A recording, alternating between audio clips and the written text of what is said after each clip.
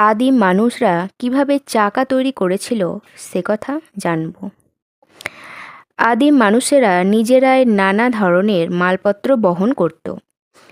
এতে তাদের খুব কষ্ট হতো এবং এতে সময়ও লাগতো অনেক বেশি। পরে বুদ্ধি খাটিয়ে তারা পশুদের পিঠে মাল চাপিয়ে পরিবহনের কাজে সামাল দিত। মানুষ বুদ্ধিমান জীব, তারা লক্ষ্য করল গাছের গুড়ি গড়িয়ে চলে। তখন তারা গাছের গুড়িকে গোল করে কেটে চাকা তৈরি করলো।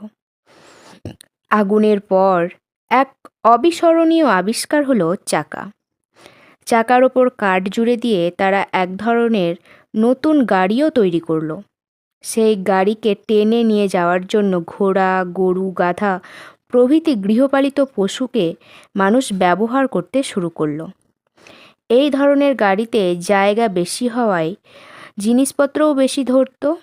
এর ফলে আদিম মানুষ এক জায়গা থেকে অন্য জায়গায় যাতায়াত করা অনেক সুবিধাজনক হয়ে গেল। এরপরেও মানুষ চুপ করে বসে রইল না।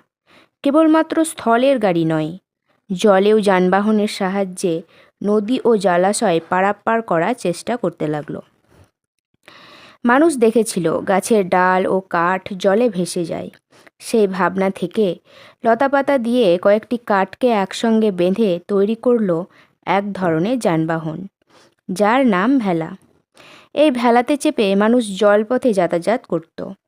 এভাবেই তারা ধাপে ধাপে তৈরি করলো নৌকো। এই নৌকো হলো পৃথিবীর প্রথম আধুনিক জলযান। আর এই সঙ্গে আদিম মানুষ স্থল ও জল উভয় পথেই যানবাহন তৈরি করে নিজেদের যাতায়াত ব্যবস্থার উন্নতি পথে আরও এক ধাপ এগিয়ে গেল।